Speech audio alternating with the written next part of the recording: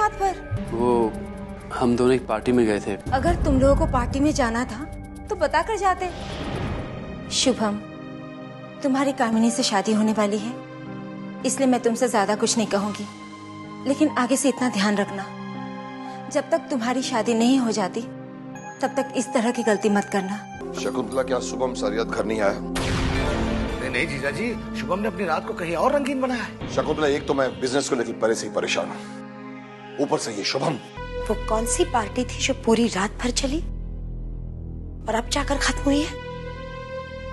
तुम्हारी खामोशी तुम्हारी पूरी कहानी बता रही है। I am sorry mom. क्या तुम उसके पिता के बारे में कुछ जानती हो? युगांक अपने पिता के बारे में सब कुछ जानता है। तो वो ये सब अपने पिता को क्यों नहीं बता देता? क्योंकि विक्रम साहब, युगांक को लगता है कि उसके पिता को उसकी वजह से दर्द नहीं मिलना चाहिए, जबकि उसकी सारी जिंदगी उसके पिता की ही वजह से तकलीफों से गुजरी है। जब वो उसे इस दुनिया में लेकर आए तो उन्हें उसके बारे में पता क्यों नहीं है? हो सकता है अवंतिका, वो अपनी गलती के बारे में अनजान हो। अनजाने हुई गलती के बारे में तो मैं कुछ नहीं कह सकती, लेकिन इतना जरूर कह सकती हूँ कि अगर किसी इंसान से गलती हो जाती है तो उससे दूर भागने के बजाय उसे उसको सुधारना चाहिए। उसे सुधारना चाहिए विक्रम साहब।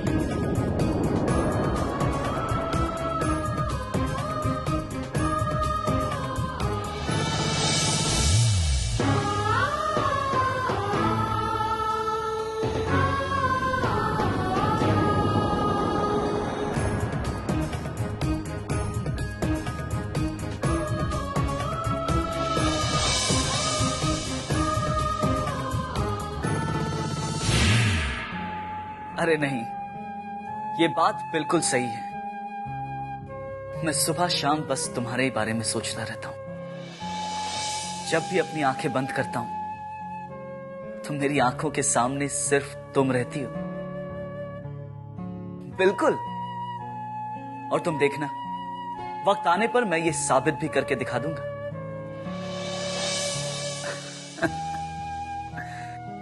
ठीक है, मैं तुम्हारे फोन का इंतजार करूंगा। बाय। क्या बात है भांजे, बड़ी मीठी मीठी बातें हो रही थी चक्कर चला के। आप तो जानते हैं ना मामा जी, ये उम्र ही ऐसी है। हाँ हाँ भांजे, मान लेते हैं कि ये उम्र होती है इसी तरह की बातें करने की, लेकिन मालूम तो पड़े कि वो कौन सी चिड़िया है जिसे दाना डाला जा रहा है चक्कर चला के। आप उसे जानते हो मामा जी? मैं जानता हूँ चक्कर चला के। अरे मैं सिम से बात कर रहा था। अच्छा अच्छा, वो अपने कानून को, वो कानून मंत्री अपने मिस्टर बैरिस्टर महेश बाबू की पुत्री। वैसे एक बात कहूँ भांज, उसने तो अपना सारा जीवन विदेश में गुजारा है, फिर वो तो विदेशी चिड़िया हो गई ना। और ऐसी चिड़िया एक डाल पे अपनी सारी जिंदगी गुजार दे, नामुमकिन है भांजे। हाँ। मतलब ये भांजे कि उसे तो घाट घाट का दाना चुगने की आदत पड़ गई। मामा जी, आप जानते हैं कि आप किसके बारे में और क्या बात कर रहे हैं? हाँ भांजे, मैं जानता हूँ, लेकिन तुम नाराज मत होना।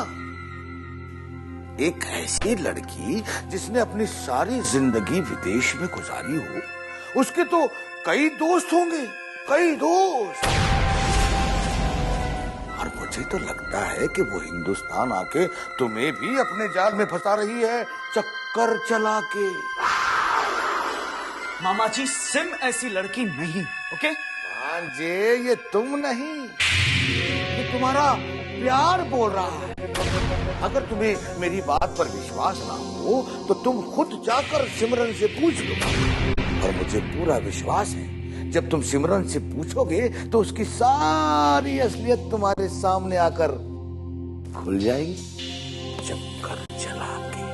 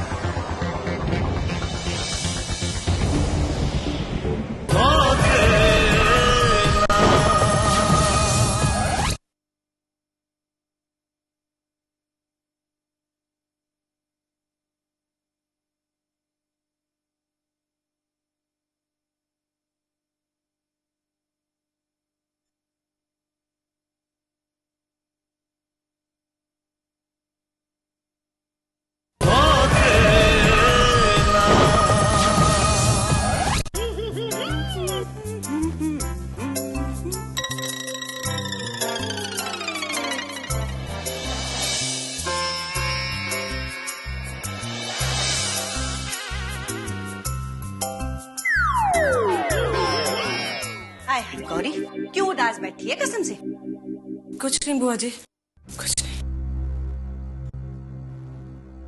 आय हाय लल्ली, मैं तेरी दूर की बुआ जरूर हूँ, पर तेरी सौतेली माँ ना हूँ जो तेरे दर्द को समझ ना सकूं कसम से।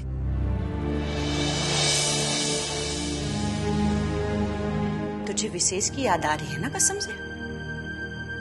जो चीज मिल ही नहीं सकती बुआ जी, उसे याद करके क्या फायदा।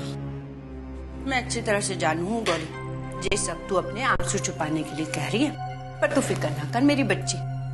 मैंने तुझे तेरी खुशियां दिलवाने के लिए एक तरकीब सोची है। तरकीब?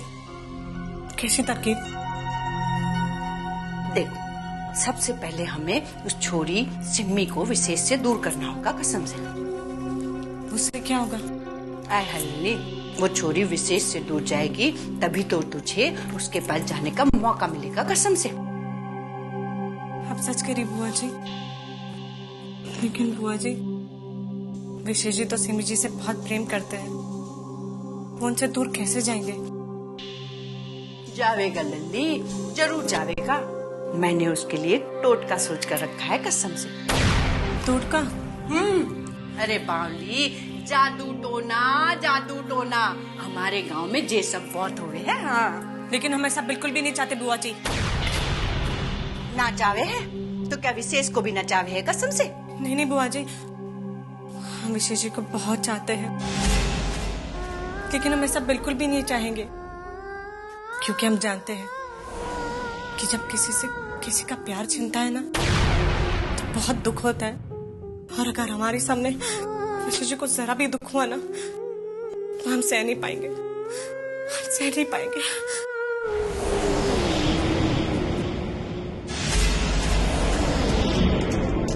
तेरे चाहने न चाहने से क्या होवे है गौरी? मैं तो चाहती हूँ कि तू विशेष की जिंदगी में जाए, तभी तो मुझे अपनी जिंदगी जीने का मजा आएगा कसम से। और इसके लिए ये सब तो मुझे करना ही होगा ना गौरी, कसम से।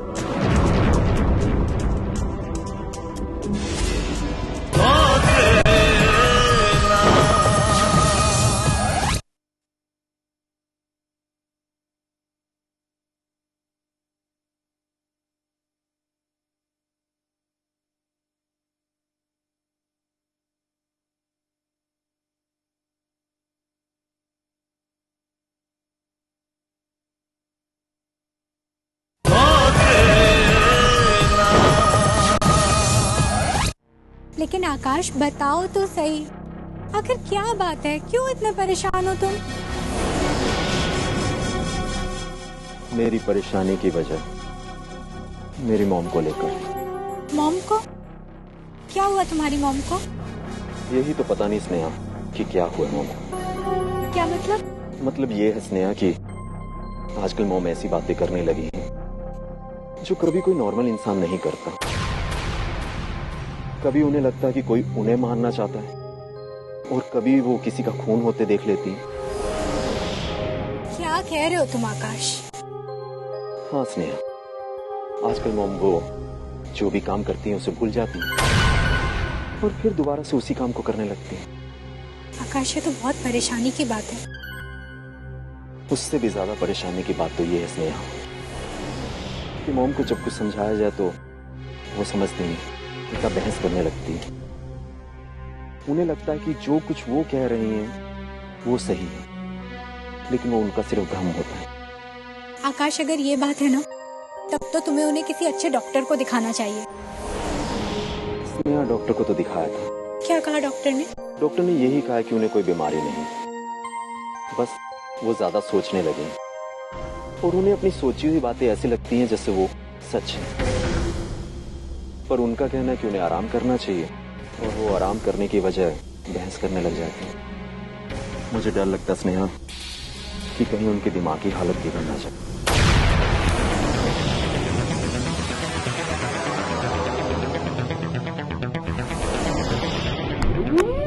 वाह भाई वाह, क्या खेल खेला है आपने। अरे अब तो ऐसे लगने लगा है जैसे भाभी सचमुच पागल हो गई है। वाह। हाँ छोटे, यही तो हम चाहते थे कि जानकी ना होते हुए भी पागल साबित हो जाए, क्योंकि उसकी समझदारी अब हमारे लिए खतरनाक साबित होने लगी थी। लेकिन अब हमें किसी बात का कोई डर नहीं, क्योंकि जानकी अब हमारे खिलाफ जो भी बोलेगी लोग समझेंगे कि पागल हो गई है बेचारी, झूठ बोल रही है। ऐसा ही हुआ है भाई, ऐसा ही हुआ है। वैसे ये खेल तो हमने सिर्फ आकाश के लिए खेला था, क्योंकि हमें डर था कि भाभी हमारा प्लान आकाश को बताकर हमारा खेल ना बिगाड़ दे। लेकिन अब तो आकाश भी यही मानने लगा है कि भाभी का दिमागी संतुलन ठीक नहीं है। छोटे, आकाश ही तो हमारा वो मोहरा है जिसे हमने विक्रम आर्या की बिसात में शामिल कर लिया है। और अब तुम देखते जाओ, चाल हम बताएंगे और आकाश बिना कुछ सोचे समझे चलता जाएगा और एक दिन आएगा कि हम आकाश के जरिए विक्रम आर्या को मात दे देंगे। ये बात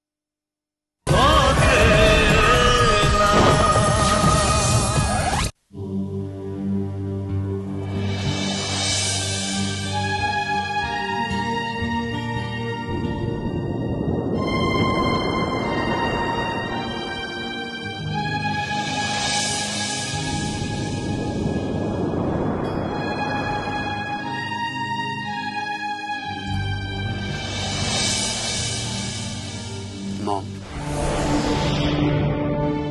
क्या आप अब भी मुझसे नाराज हैं?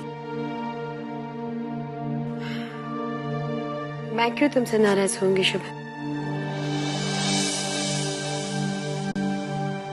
वो इसलिए कि कल रात में घर पर नहीं लौटा, इसलिए। उस बात के लिए? उस बात के लिए अगर तुम्हें हमारी नाराजगी की परवाह होती तो तुम वहां जाते नहीं, और अगर जाना इतना जरूरी होता तो बता कर जाते। लेकिन अब तो तुम इतने समझदार हो गए हो कि तुमने एक फोन करना भी जरूरी नहीं समझा। इसीलिए हमारी नाराजगी की परवाह तुम ना करो तो ही बेहतर होगा। मैं जानता हूँ माँ, आप मुझसे नाराज हैं, तभी इस तरह की बातें मेरे साथ कर रही है। लेकिन मॉम, इससे पहले मैंने कभी कोई गलती नहीं की। ये मेरी पहली गलती है मॉम। शुभम, कुछ गलतियां ऐसी होती है जो इंसान को जिंदगी में दोबारा गलती करने का मौका नहीं देती। मैं जानता हूं मॉम, और मैं यह वादा करता हूं आपसे कि आइंदा मेरी तरफ से आपको कभी कोई शिकायत का मौका नहीं मिलेगा। ये तुम्हारे लिए अच्छा होगा शुभम, क्योंकि इंसान की जिंदगी की एक छोटी सी गलती भी उसकी पूरी जिंदगी बर्बाद कर सकती है। तुम्हारी बहुत परवाह है मुझे, इसीलिए कहती हूँ। आगे तुम्हारी मर्जी है।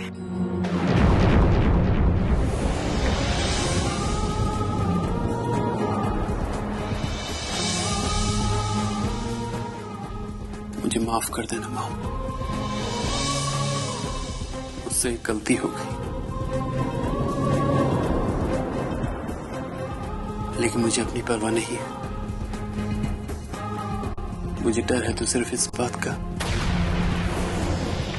कि कहीं किसी की इज्जत न बर्बाद हो जाए।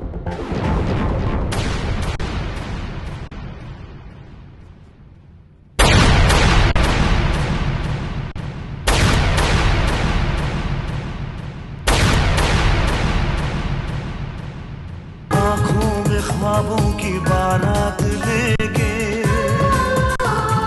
होठों पे गीतों की सौगात लेके, दिल में मोहब्बत के जज्बात लेके आया था कितनी खुशी साथ लेके। ख्वाब टूट गए, गीत रूठ गए, ख्वाब टूटे यूं गीत रूठे, ये खेल किसने खेला? सौतेला, सौतेला।